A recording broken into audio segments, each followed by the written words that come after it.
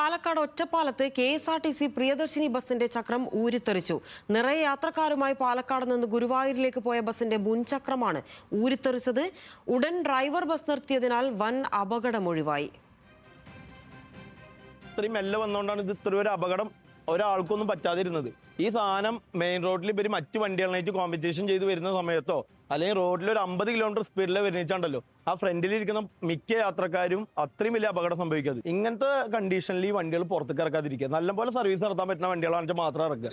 ഒന്നില്ലെങ്കിൽ എത്ര ജനങ്ങൾ ഫ്രീ ആയിട്ട് എന്ന് പറഞ്ഞിട്ട് എത്ര ലേഡീസ് ഫ്രീ ആയി കയറി വരുന്ന വണ്ടിയാണ്, അതൊക്കെ ഒന്ന് അവർ മനസ്സിലാക്കണ്ടേ. കാരണം ഇതിന്റെ നമ്മളിപ്പോൾ ഈ ആപ്പ് എടുത്ത് നോക്കുമ്പോൾ നമുക്കൊക്കെ ഉള്ള പരിവാഹന ആപ്പാണ്. ഈ ആപ്പ് എടുത്ത് നോക്കുമ്പോൾ ഇതിന്റെ RC ക്യാൻസലാണ്, ഇൻഷുറൻസ് 2020 കഴിഞ്ഞാണ്. ഒരു സാധാരണക്കാരൻ എന്നുള്ള നിലയ്ക്ക് നമ്മളിത് പ്രതികരിക്കാൻ നിൽക്കും. വിവരങ്ങളുമായി സച്ചിൻ വള്ളിക്കാട് ചേരുകയാണ്. സച്ചിൻ, ഇതിപ്പോൾ നിറയെ യാത്രക്കാരുമായി പോയൊരു വാഹനമാണ്. വലിയ അപകടത്തിൽ നിന്നും തലനാരിഴയ്ക്ക് രക്ഷപ്പെട്ടു. ഇതിപ്പോൾ ആ വ്യക്തി പറയുന്നത് പോലെ കൃത്യമായ മെയിൻ്റനൻസ് നടത്താത്തതിൻ്റെയൊക്കെ ഫലമായി ഉണ്ടായ ഒരു അപകടമല്ലേ?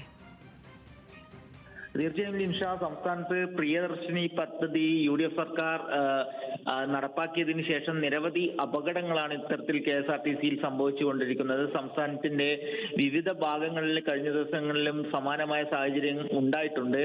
ഇന്ന് വൈകിട്ട് 5:30 പാലക്കാട് നിന്നും ഗുരുവായൂരിലേക്ക് പുറപ്പെട്ട ബസ് ഒറ്റപ്പാലത്ത് എത്തിയപ്പോഴാണ് ഇത്തരത്തിൽ ഒരു ദാരുണമായ അപകടം ഉണ്ടായിട്ടുള്ളത്. ബസിന്റെ മുൻഭാഗത്തെ ചക്രമാണ് ഊരിത്തെറിച്ചു പോയത്. എന്തായാലും വലിയ രീതിയിലുള്ള ഒരു അപകടം ഒഴിവായി എന്നത് തന്നെയാണ് ഏറെ ആശ്വാസകരം. ഇതിൽ എടുത്തു പറയേണ്ടത് ഈ ആ സമീപത്തുണ്ടായിരുന്ന നാട്ടുകാരൻ തന്നെ ഈ മൊബൈൽ ഫോണിൽ ഈ പരിവാഹൻ ആപ്പിൽ ഈ ബസിന്റെ ഡീറ്റെയിൽസ് എടുത്തപ്പോഴാണ് ഇതിന്റെ ഫിറ്റ്നസും അതേപോലെ തന്നെ ഇൻഷുറൻസും എല്ലാം കഴിഞ്ഞതാണ് എന്ന് കണ്ടെത്തിയിരിക്കുന്നത്. എന്തായാലും വലിയ രീതിയിലുള്ള ഒരു അലംഭാവം തന്നെയാണ് KSRTCയുടെ ഭാഗത്തു നിന്നും ഉണ്ടായിട്ടുള്ളത്. ഏറ്റവും ആശ്വാസകരം, ആർക്കും അപകടത്തിൽ പരിക്കുകളോ അല്ലെ മറ്റ് പ്രശ്നങ്ങളോ ഉണ്ടായിട്ടില്ല എന്നത് തന്നെയാണ്.